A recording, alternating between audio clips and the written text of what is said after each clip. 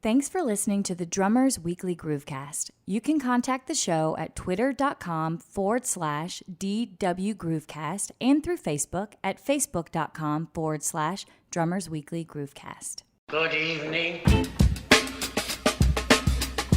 I am warning you right now, if you touch my drums, I will stab you in the neck with a knife. Ain't it funky? Ain't it funky? Mom! Take it easy. Lower it. I'm not gonna lower it. I have to do this now. I don't mind you playing it, but lower it. Everything get straightened out? No, we had a problem. I mean, we tried to do everything we could. What do you mean? Well, you know what I mean. Next. Little trouble there. You're rushing. Yeah, well, you know, that's just like your opinion, man. Yeah.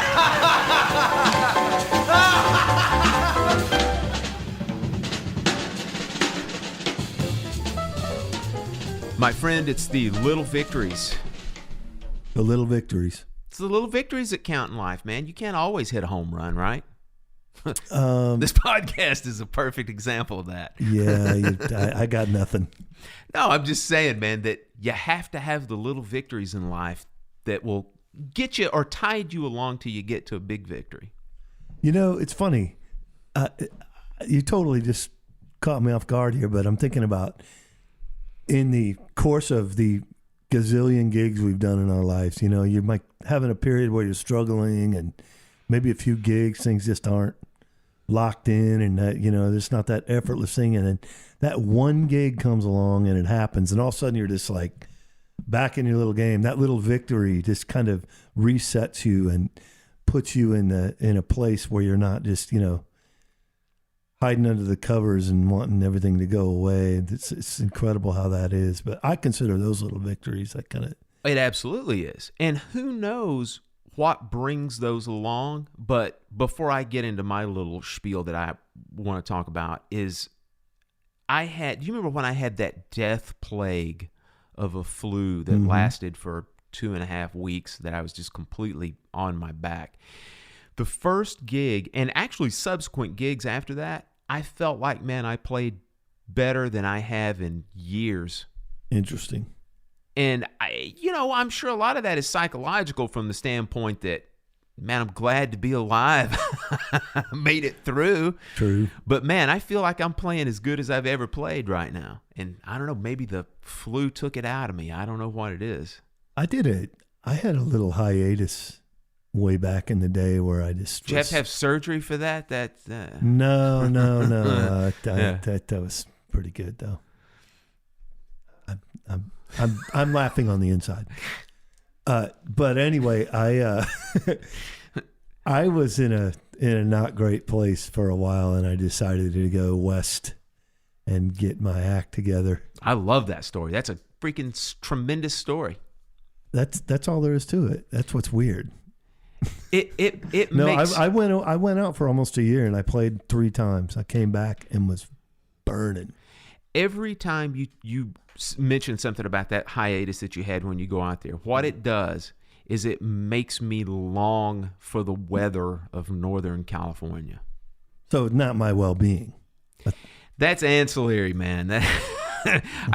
Checking. I just think of like 60 degrees with like light fog, and it's so appealing to me because we're getting ready to come into 90 degrees, 80% humidity. Shh. Silence that demon mouth. That makes your hiatus hurt, doesn't it? That makes my hiatus crumble up and go into a small fetal position. Thanks for don't mention that crap, man. That reminds me of like lawn care, which is on the table right now, sir. God help us. Most importantly, me. I wanted to mention what I'm going to call the teacher's superfecta. That's my little victory. Okay. That I've had over the last, let's say, couple weeks. I'm glad I distracted you this long. That's all right, man.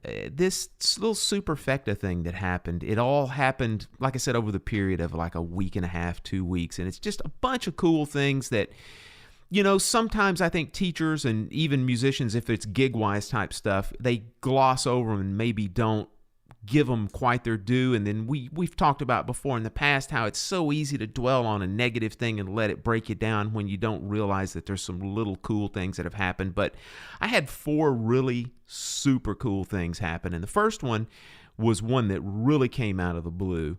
An old student of mine that I taught when I was over at the University of Memphis, I had lost touch with him. Hadn't really talked to him in at least 10 to 15 years. But he keeps up with me through the show and just on social media as well. And out of nowhere, I go out to the mailbox and there's a CD in there. And he's still living in Memphis and playing with some of Memphis's best musical craftsmen. And he sent me this really cool disc that he just sounds like $1 million on. And so it's just really nice, man. And it's got a lot of that Memphis grit. You know, I love it. I want you to take that with you. Okay. And check it out. There's some really cool stuff on there. So that's the first one. And then the second thing, man, I have a younger student who's about 14 years old that he's been studying with me for the better part of 2, maybe 3 years, that I helped him prepare for an audition, and he just got accepted to the University of North Carolina School for the Arts, which is based in Winston-Salem, North Carolina, and it is the, for lack of a better term, feeder high school that prepares kids to go to colleges, and in this case, most likely University of North Carolina, which is no slouch of a school. So kind of like a fame kind of school. Exactly. Yeah, that's awesome. And he got in, and so wow, that's really cool. And then I had. Can you tell me his family's going to move due to this? They are, man. They live in the Atlanta area, and they put their house on the market last week. Incredible. Isn't that incredible, man? I knew there was a kid after I had graduated that was living in Colorado, I want to say, and his parents up and moved just to get him in the high school program I grew up in. It's incredible. The sacrifices that people will make.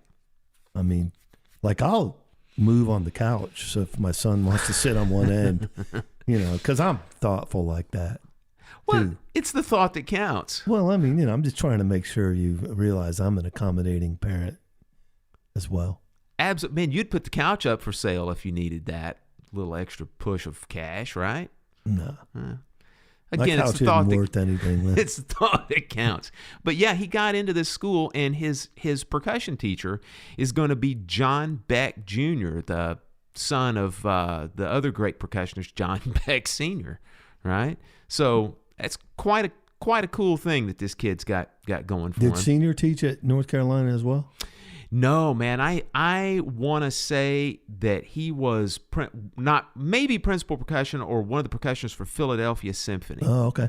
I think. Now, of course, that's going to be wrong, and we will be excoriated on social media, but we're accustomed to it. Philly, that works. We know plenty of yes, we do. Bad cats from Philly. Yes, we do. Ooh, that town. Man. Yeah. And the third thing was I had an adult student who had been coming to me for the better part of 6-7 months. Originally came to me for, of course, just regular drum lessons, but was in debilitating back pain. I mean, not just when playing drums, like living life back pain. And we worked on some things with this guy, man, and it has very blessedly transferred to his not only playing, but his regular life as well. So that's another little major victory for him, little victory for me. Mm-hmm. And then the fourth thing, to fill out the superfecta of horse betting teaching benefits, through this show and through the drummer tribute shows that have been happening, I have acquired quite a prodigious young man.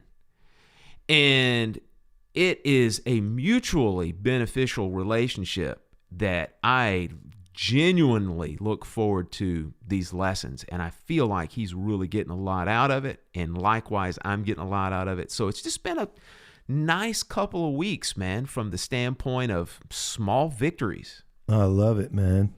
We can be guilty of not recognizing those sometimes, you know, wallowing in our day-to-day or whatever. And it's like, So I think it's important as people, as creatives, as working musicians to celebrate those things. And it doesn't have to be braggadocious. You could just celebrate it amongst you and your people in your head, have a little party, whatever. Got plenty of those. But it is something that I think is not only healthy, but look, what we do, there's some sacrifice. What we do, there's some, it's just kind of tailor-made for beating ourselves silly and insecurity and all that stuff. So little victories can be a breath of fresh air. And, I think sometimes you have to work for those little victories or be willing to put in time to get them. But man, they can really be a lot of fuel for getting back on track or realizing you're, doing what you want to do and what you love to do. So my thing is encouraging people to take Phil's lead and realize, smell the roses, I guess is a good way to put it. Yeah, and man, boy, you said something that's worth $1 million in there, and that is sometimes you have to work for these things. Mm-hmm. And sometimes there's like a compounding effect, where you might go a year and have almost or very few victories. And then all of a sudden you got this 2-week little period that the compounding effect of all this work goes into it. And all of a sudden you get one after the next, after the next, after the next. Yep. So, you take it as they come. You put the work in and you take it as they come. And then hopefully it'll all pay off, man. And then, like you said, you make the most out of these little victories. Yeah. And the beauty of it is sometimes those victories aren't even most beneficial to you, which is from a humanity perspective is really cool too, man. I think there's a lot of healthy things in there that you're enjoying the success and progress of others and just being a part of it, because we don't lose sight of the fact that all your little victories as a teacher, there's another component, which is the student, and you're driving them to improve whatever their concerns and that are, and man, that's all just bonus right there. You're benefiting others as well. It's cool. Well, as a teacher, and if you've been doing it for a while, and if you've had some success doing it, you do get these occasional things where you have a student that auditions and either gets into a specific school, gets into a specific band, makes an all-state, makes some sort of an honor group type thing, and you come to somewhat expect that type thing to happen if you do it long enough, right?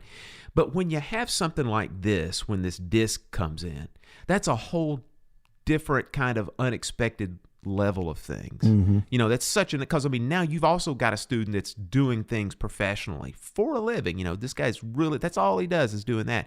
And then when you even take another aspect that, okay, I've helped this other adult student from the drumming perspective, but man, his quality of life has suddenly gotten better after dealing with back pain for years, is what he told me. And now suddenly, all of a sudden, this guy's got not only a little bit of drumming stuff happening, but he's got a quality of life aspect that he didn't have. Man, if that doesn't humble you a little bit, from that standpoint, that's something else, man, having that kind of thing. So yeah, it's just a really cool thing, man. And I don't take any of it for granted, because I think I've mentioned to you, John, several times, maybe not on the show, but I make my living playing drums, and the teaching thing it's extra on top of it. It's supplemental. But the thing is, but you're passionate about it. I'm passionate about it, man. And let me tell you, I enjoy it every bit as much as doing a great gig. That's cool. Yeah. I actually just had a friend of mine who teaches as well, a mutual friend of ours, send me a video of some student of his, and I'm just like, I just love his passion for it as well, man, because I don't have that gene, for lack of better terms, but I recognize it in that I've had some amazing teachers. Yeah. And know the impact they had on me, and then to see some of my friends being in that position of influence is really gratifying.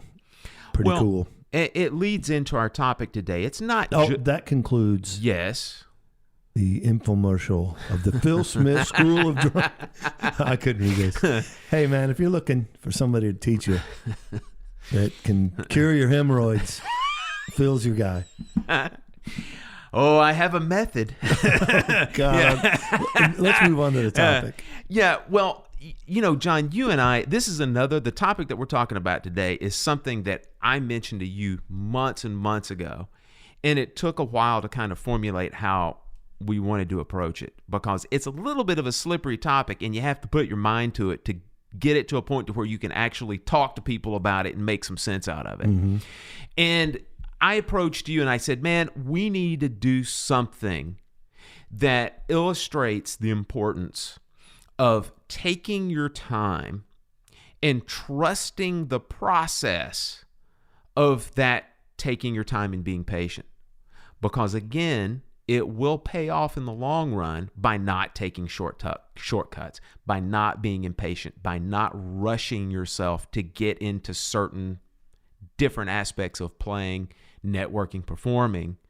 Because a lot of times those shortcuts, maybe sometimes they work, but a lot of times, man, they end up being kind of a dead end where you have to go back anyway and then take the long run, So I thought what we would do is we would take some real pointed scenarios and say, look, this is one way I've seen this happen, but here's probably the better way to approach it. And so the first thing I want to talk about has to do a little bit with teaching and learning.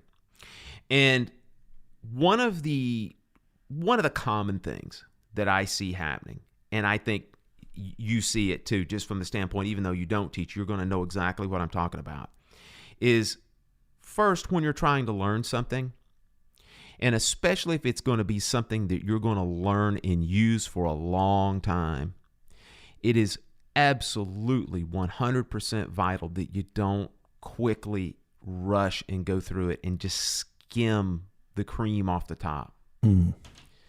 If you're going to be using something for a long time, and especially if you're going to be a professional musician, you need to learn it to gain the depth of the musical, we'll call it the musical bones.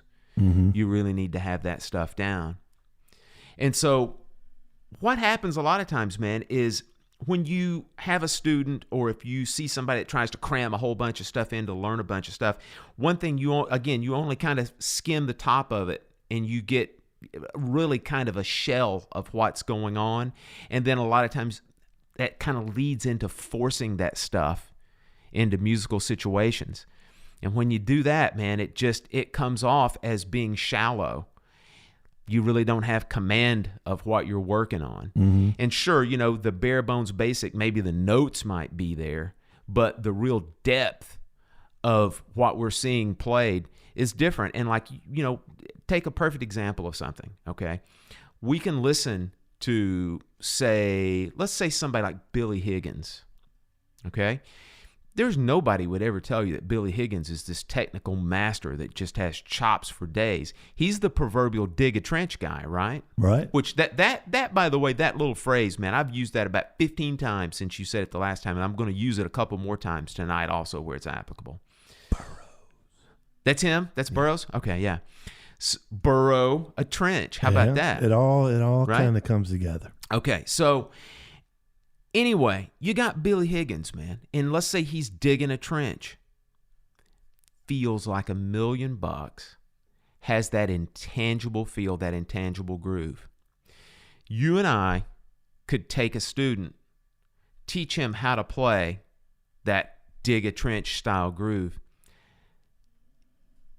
We could teach him how to do it in 10 minutes, but it's not going to have that same intangible feel because he's just gotten the bare bones. He's just barely skimmed the top of it. Yeah. I mean, when you're talking about Billy or Art Blakey or Chris for that matter, that's beyond the getting the concept of it. Mm-hmm. That's living it for years. Yeah. And, there's a lot of variables that come into play as to your success in digging a trench. That the player's trusting you that you're on the bandstand with, that kind of thing. But it's kind of like a surgeon, a new surgeon that's book smart and has the robotic thing figured out. Well, their instincts might not be so together that they foresee a problem that might need to be head off. Yep. That kind of thing. So that's great insight in that. I think some people are guilty of this. Yeah, I got it. They're 23 years old. I got it. Right. Well, I mean, and technically you kind of are in the ballpark, but very few guys that age are really going to have it. So going back to not rushing it. See, and man, you are absolutely making this point also where you said, at 23 years old, well, yes, some guys have it. And I can, hear people say right now, well, what about guys like Vinny and Tony? Because, they're these legendary tales. And I'm sure you probably heard these before. Like, we'll take the one with like Tony Williams, for example. Tony Williams from Boston studied with Alan Dawson. And there's this legendary lore that he went and studied with Alan Dawson, had a handful of lessons from Alan, and then just magically everything it fell under his hands. He incorporated all this knowledge into his everyday playing. It didn't sound forced. It was just completely and totally integrated into everything he did. You know what? I'll give you that. But we're talking about Tony Williams. Yeah, we need to get back to the subject of humans. Humans, exactly. Not freaks. Yeah. And so you can see the same thing, there's that story about Vinny Colaiuta when he and Steve Smith studied with Gary Chafee in Boston at the same time. And there's also that similar story that Chafee gave him those early versions of those patterns books, and that Vinny went in. Chafee explained all this stuff. Look, you need to work on this, need to work on this. And I think what the whole thing was Chafee was saying, we're going to work on this the entire 4 years. You're here at Berkeley. And then like a month later, Vinny's got it all down. Again, you're talking about Vinny Colaiuta. Yeah, this is the downfall of man. Keeping up with the Joneses. Yes. And then the Joneses' ancestors from another galaxy. None of that's going to work out well. But in drumming, in the drumming sense, the Vinnies and the Tonys are the Joneses to the 10th power, and you gotta get off of that trip, that lore, if you will, man, because we need to be realistic about what we're talking about here, which is the average person growing as a musician and growing with depth and knowledge and experience. Some people will use comparison between different people as, we'll call it a healthy form of competition or whatever, but you also have to be really careful that you don't fall into that category of comparison being the thief of joy.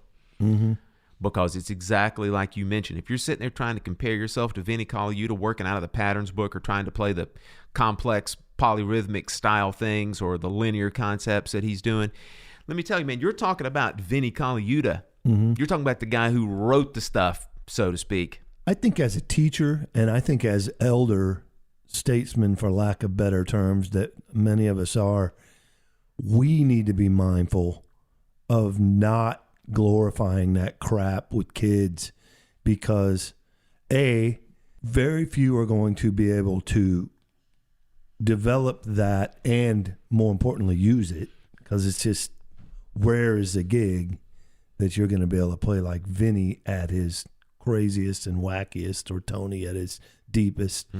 But more importantly, rare is the individual who is ever going to comprehend and execute that. So you're setting up someone for failure on a lot of levels. Fine line between encouragement and discouragement. That's right. Very fine line. And when we're talking about levels of playing like that, there's no reason to get, and not that you can't be excited about it and respect, and if someone's inquiring about it, encouraging, but man, you can't stick to something in front of, play a Vinnie Colaiuta track to a kid and be like, well, here's what your goal is. Yeah. I mean, come on, man. Yeah. To the right student, it's going to be a great amount of encouragement. To the other student, though, that has an equal amount of potential to do great things, it can throw them in the ditch. Yeah. They might not play anymore. It's exactly right. So there's a lot to be said about lore and legends and how we use them in our day-to-day lives, be it, comparison or with students or just our own expectations. Another thing that I want to bring to everyone's attention is there's a tendency for certain students and professionals, other players, to want to work on and just master extremely elevated, complex concepts and technique before learning the basic or prerequisite material. Mm. Now, the shining example of that is, as a teacher, you'll have a student, which it's either a new student that contacts you out of the blue, or it could even be a student that you've had for a little while. And then they'll come to you very sheepishly and they'll go, I want to audition for such and such school or such and such ensemble or such and such competition. And I need to start working on, this. And they'll hand you over some solos, right? And it'll either be, say, like a snare drum solo, or could be a keyboard solo, could even be a drum set solo for that much, right? A written out thing. And you look at it, and it's this incredibly detailed, very complex piece of music. And then I'm thinking, okay, well, we got our work cut out for us here, brother. And then I'll just look at him and I'll go, yeah, we can make this happen. When is your audition? 3 weeks from today. Oops. Okay. And I literally had this conversation with a student it's probably a couple months ago. And I said, this solo that you handed me, it was a concert snare drum solo. And by the way, this same student that came to me is also studying with John Lawless at Kennesaw State, working on timpani and keyboards, right? Mm-hmm. So he brought me this concert snare drum solo, and I just held it up to him, and after he told me 3 weeks, and I said, this solo right now, if you gave it to me or if you gave it to John Lawless and you told us that we had to play this to get into an orchestra or to get some kind of a gig in 3 weeks, I'd say we'd be pushing it. You and John. Yeah, John and I at this point would be pushing it. Yeah. To make this thing happen. Yeah, that speaks a lot to the unrealistic nature of that, mm-hmm. Right? So now here comes part 2 of dig a trench. So when you get to a situation like this where where somebody's wanting to do the impossible before it's time to do the impossible, you have to make some compromises to get to the point to where you can work your way up to making this Herculean task happen. What I did was I told this guy, I said, listen, there's really no way you're going to be able to sufficiently play this entire, because it was a long piece too. You're going to be able to play this entire thing. You need to contact this board that you're going to be auditioning for, and you need to tell them, be upfront with them and go, look, this is what's happening, and I can't make this happen in this period of time. Can I play a segment of it, like an excerpt? Ta-da, it worked, right? Nice. Yeah. So dig a trench, then from that standpoint of make your expectations more attainable and dig that smaller trench and play the crap out of that excerpt. Or, for example, from a drum set standpoint, let's say you've got to play some incredibly complex groove on something. You're digging a trench in that is get the bones of that groove mm-hmm. and make it happen until you can then more effectively play it correctly. Mm-hmm. So that is one of those things that I'm absolutely adamant about, is that you don't rush that process. You've got to have a little more foresight when it comes to these different auditions, or when you're going to be playing something that's that technically demanding that you don't have it under your hands, or at least a foundation mm-hmm. under your hands.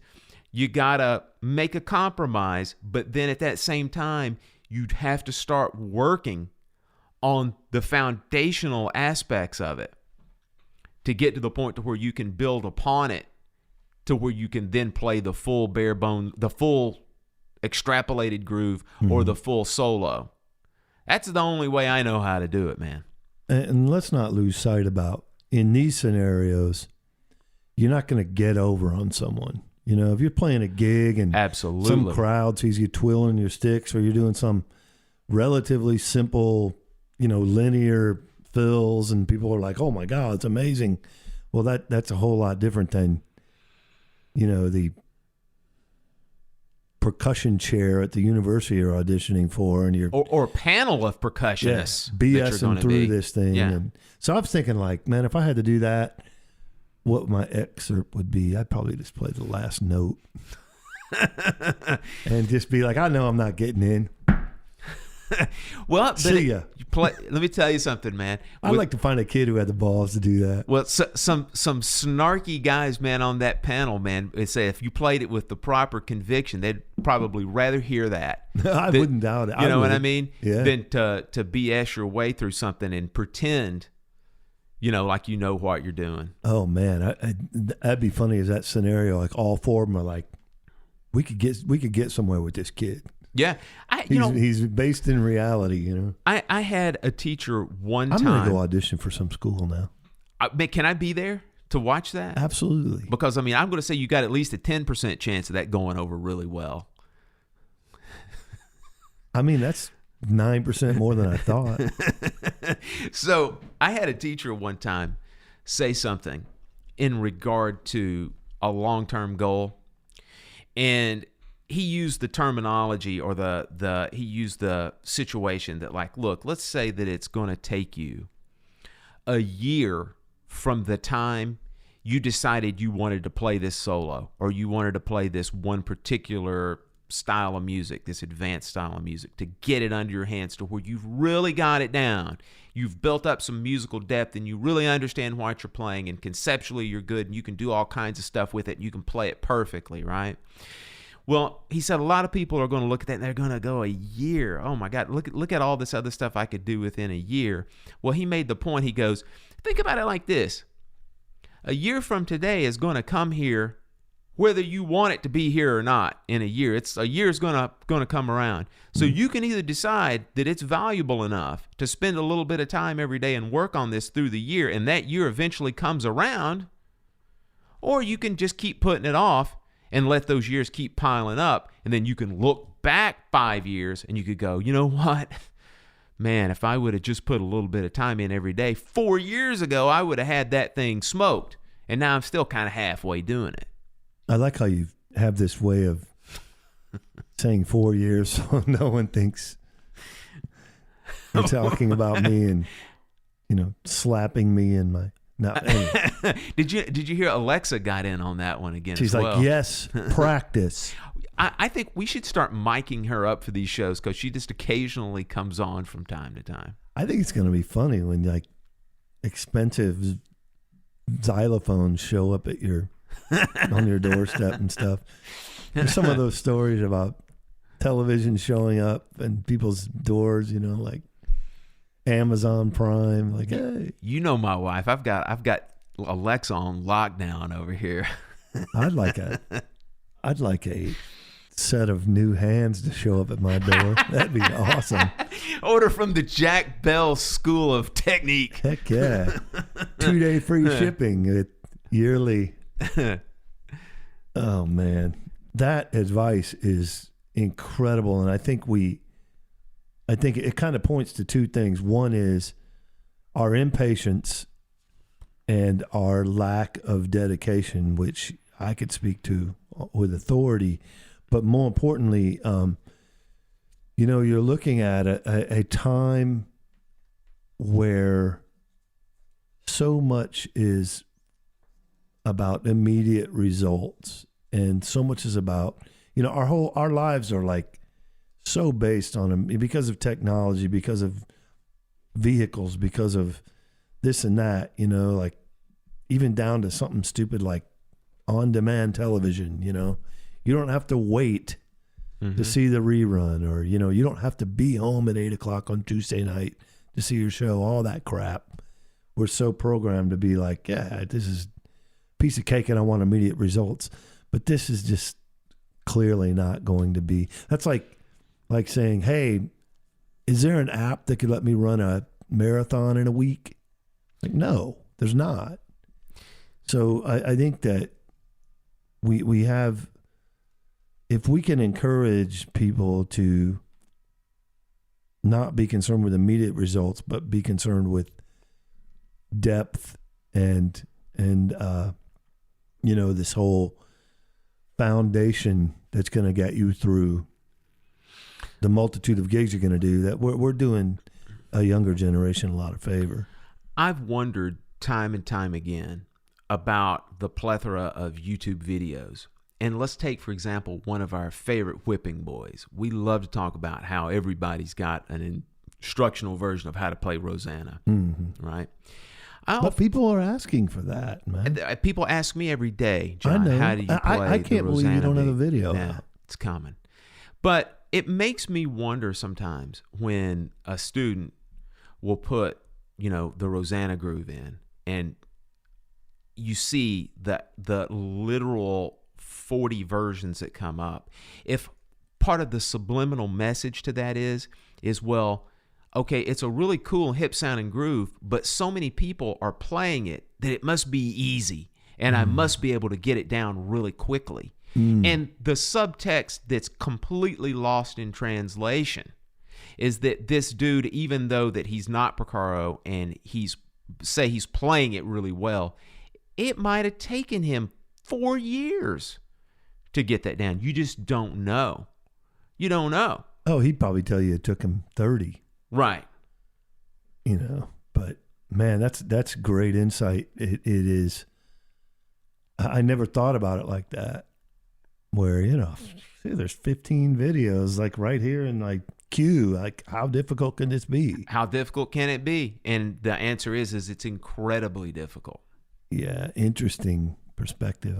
I appreciate that. Something that happens occasionally as well is I'll have students that'll come in, and this happens quite often with adult students.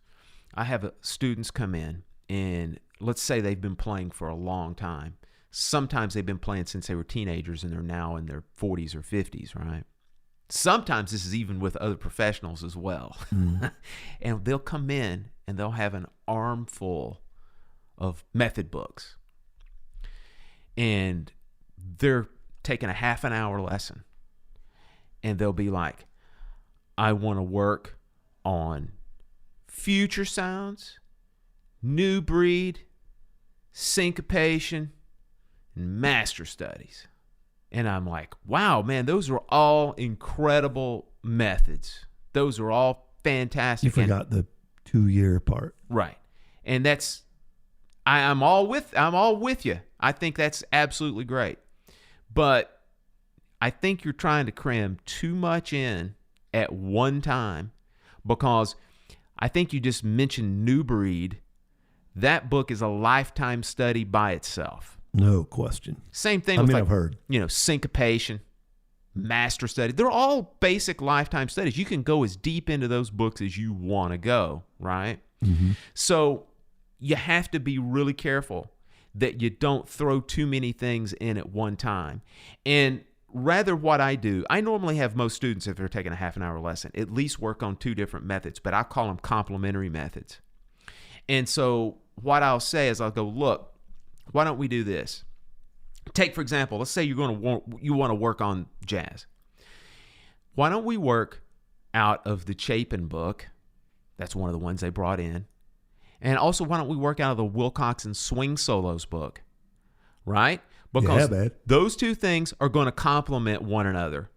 You're going to be able to work on your independence and your straight ahead groove chops with the Chapin book. Get a little reading in there as well. And then with the Wilcoxon books, you're still going to be able to swing, but you're going to play more complicated stuff on one surface and get your hands together as well. And your reading together on top of that. Another example, man, you could say, let's say they brought in future sounds, right? And then they brought in another snare drum technique book. Well, I'll say, well, what about this? Why don't we work on Future Sounds, which is the Garibaldi book that deals with like a lot of linear concepts. It's that whole Bay Area linear funk drumming thing, right? But instead of working on this other stuff you're talking about, why don't we work on something complementary, say like stick control? Stick control, especially if you think of those first few pages, it's nothing but hand-to-hand style exercises, right? And different types of exercises that you can still also break up between the drum set to make linear type patterns. So my whole thing is look, I love the aggressive attitude of like, hey, I need to learn some stuff. And sometimes it's almost like I got to make up for lost time, right? I understand that. But there's another way you can skin that cat. There's a complementary way that you can do it that's going to make a little bit more sense instead of just trying to just throw a whole bunch of stuff up against the wall and see what sticks, because that for sure is a prescription for frustration and ultimately probably quitting. And the other thing about the method thing, when you're talking about, ones of that depth, is you can't put any kind of time frame on that stuff with any individual, because everybody's different. Something you might zip through in one thing I might completely struggle with and try to get, and vice versa. And it's like, that's one thing that I think people need to be way more focused on, is actually accomplishing what this method is trying to show you and teach you and get under your hands, versus, oh, well, I heard so-and-so did it in a year, so I'm going to have it together in a year. It's like, man, no. Don't do that. Nope. Go with the end result being the focus and not a time frame or and that goes for not being frustrated about if it's lengthy or two. If this is a valuable information to you and it's going to get you where you want to be, take the time to get it right. I'll bet you right now we could call either Rosenblatt or Weckel, and because they are both big fans of like the Chester New Breed. I'll bet you we could call both of them right now, and I bet you steak dinner that neither one of them have done everything in those books. That'll tell you a little bit about the depth and just the overall lifetime style of study that those kind of methods really demand from you. So good stuff. Yeah, that's a pretty good barometer there. Yeah. John, this last part of this topic that I want to talk about is something that's a little bit touchy, but it's something that you and I, we see it. We see it and we feel it from time to time. And this is not directly related to playing, but it's an important aspect of what we do. And that topic is when you're in social settings, when you're in the proverbial drummer hangs, when you're hanging out with your buddies, when you're hanging out with other musicians, I think it's really important to be aware of yourself, aware of your surroundings, and be real careful about not rushing the process of getting yourself, trying to push yourself into different, we'll call them like musical hierarchies, different kinds of little circles of people that you maybe sometimes, quite frankly, don't need to be in just yet. You need to work your way in. Yeah. Because let me tell you, it's real easy, and you and I have seen people absolutely spin these incredible webs of BS, and they really don't have much to back it up. And the underlying theme to this entire thing is if you do something like that, and then you are fortunate enough to get yourself inside of that scene, this highly coveted scene, and you don't have anything to back it up, and then you get called upon to play, you're probably done. Whew. That is truth and then some. We are living in a time where BS rules and your best face forward rules and your padded resume, for lack of better terms, is at the forefront. And there is there's two things I think that you have to be careful about. One is not rushing in when you're not physically and technically ready to be in circles, high level gigs, what have you, all that. But I think the other part of it that can be lost on this is it's a given if you are trying to get your straight ahead playing together and you go in and you play with these guys that are just way over your head, and there's going to be some that are encouraging, there's going to be some like that guy can't play. Well, that's a drag either way. It's like, man, come on. But the one thing that I've learned is a genuine relationship is far more important than their opinion of your ability. Mm-hmm. And I mean, man, I'm friends with some of the baddest cats on the planet, and it had nothing to do with how I play. Nothing. It has to do with just connecting on a personal level, and you can't lose sight of that while you're growing and while you're progressing. Like, hey, you're really getting it together. That at the end of the day, no matter how good you are, relationships are going to be the thing that comes into it. And that's a long-winded way of getting to this point. You can't force that either. Mm-mm. It's disingenuous. And look, man, sometimes you may be gunning to be tight with someone who just isn't real open to relationships of any depth. Mm-hmm. Or they have their circles and they're perfectly happy with it and they're not really interested in letting anyone else in those circles. Is that fair or not? It doesn't matter. But if you don't have that genuine approach and you don't have that ability to read that situation from individual to individual, you're not, it doesn't matter how far you got in the Chapin book or how far you got in the Chafee book or how, any of that. So be careful with that as well. Like, you can't rush that any more than you can, you're playing or just getting in certain circles. There's a relationship aspect to it too that you've got to be mindful of.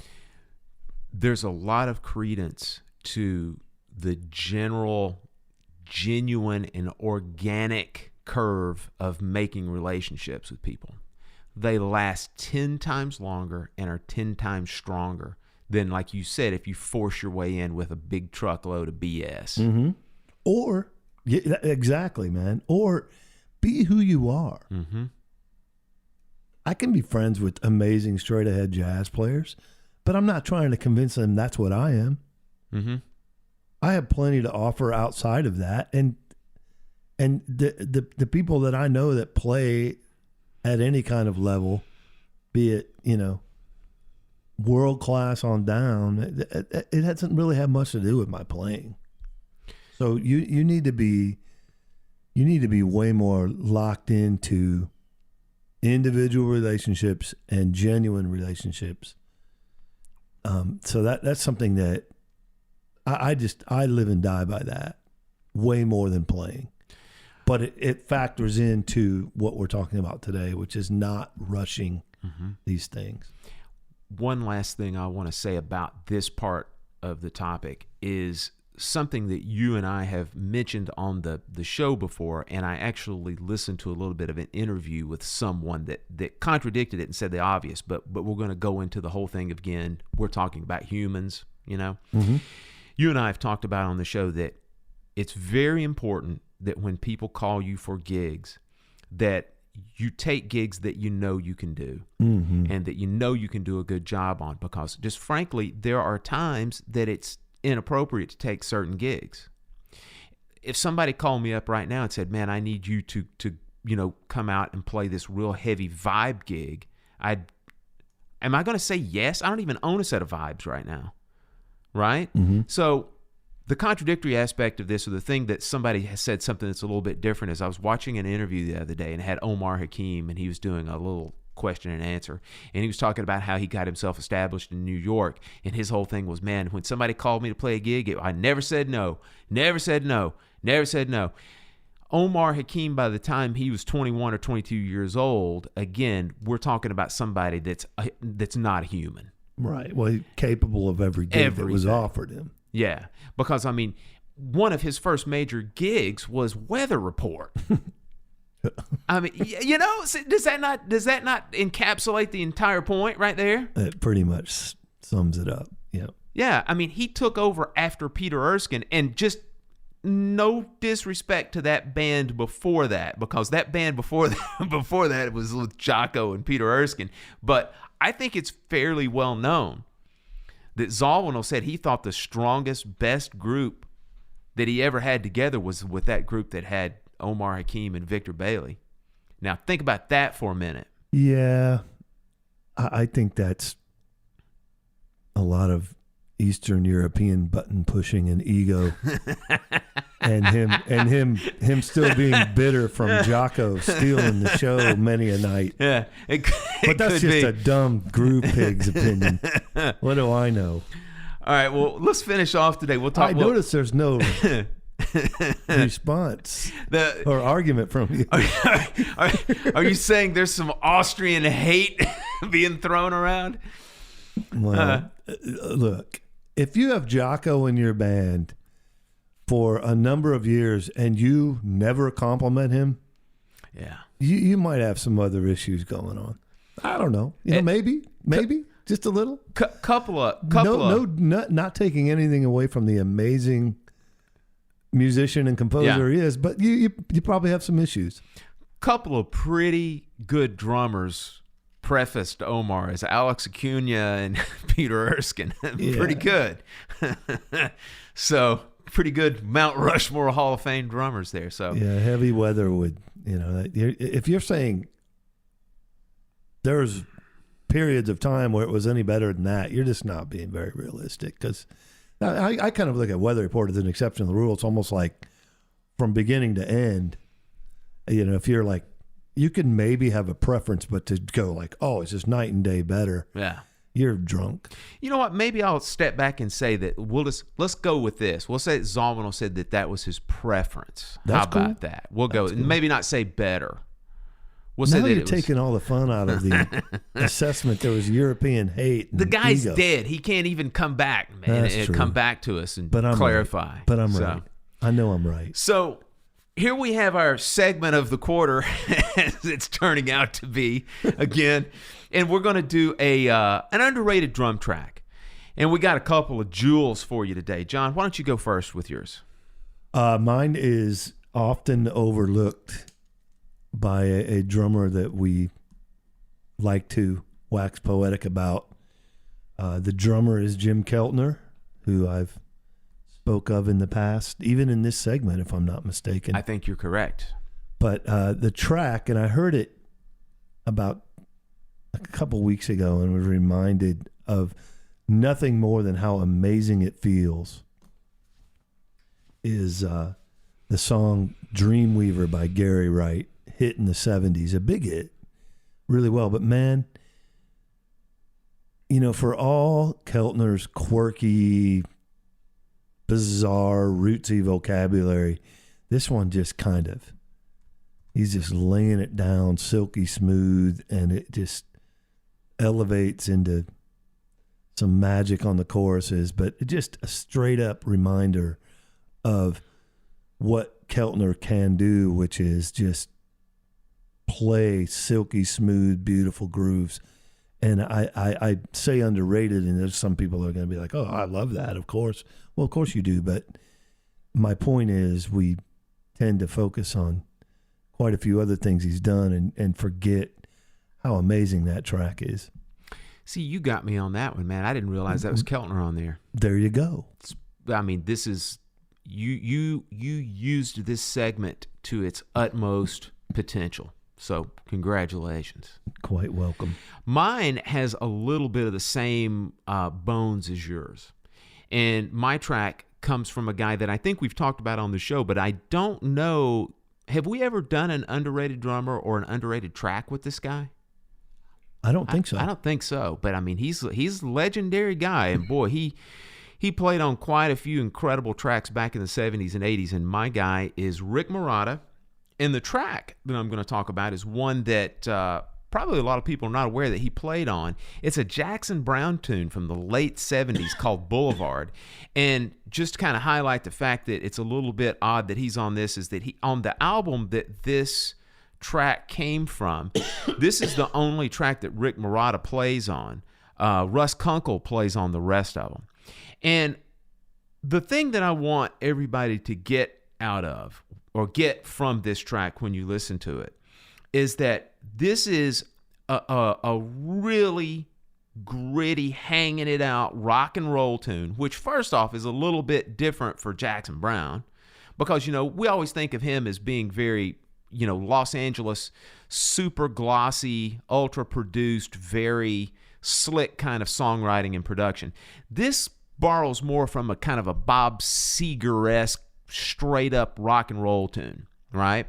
And also when you hear the drums, it sounds like Marotta's playing on, if not fiberglass drums, definitely concert toms. It's got that real traditional 70s kind of a splatty, throaty kind of a sounding tom, which starts off with a great tom fill. And then the other thing I want everybody to notice about the groove is that if you'll check it out, Marotta's playing a lot of eighth notes on the snare, a la Bonham on like the tune Rock and Roll, that we hear.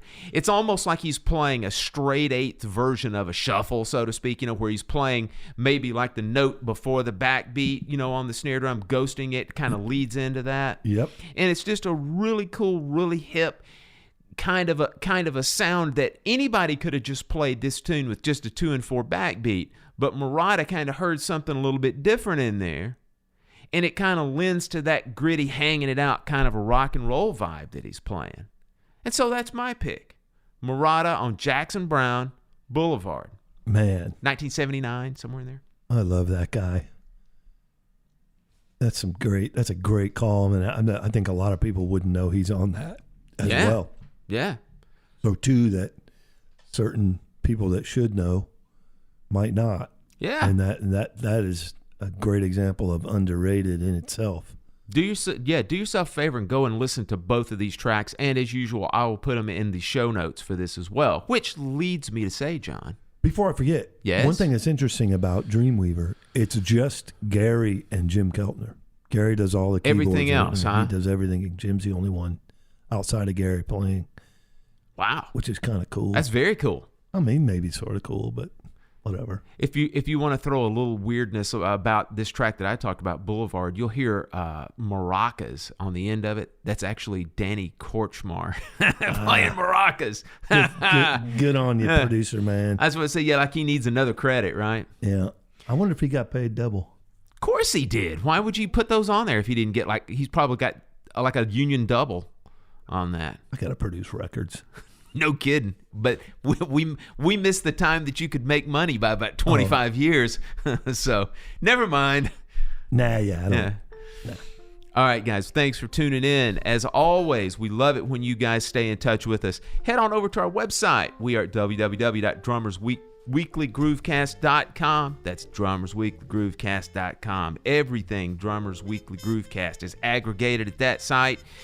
You can find all of our episodes there. You can find all of our videos there. You can communicate with us through our contact form. You can manage your subscriptions there because you can find us there at iTunes, SoundCloud, Google Play, Stitcher, all that good stuff. And you can also find us on social media. We have the requisite Instagram, Twitter, and Facebook pages. I think that's it, John. I've got that little ending spiel knocked down a good bit since we've got the website going. It's all in one place. Nice. Glad you approve. I'm distracted, sorry. You got something to do. I know you do. I got to go. All right, guys. Until next Monday, we'll see you later. Bye-bye.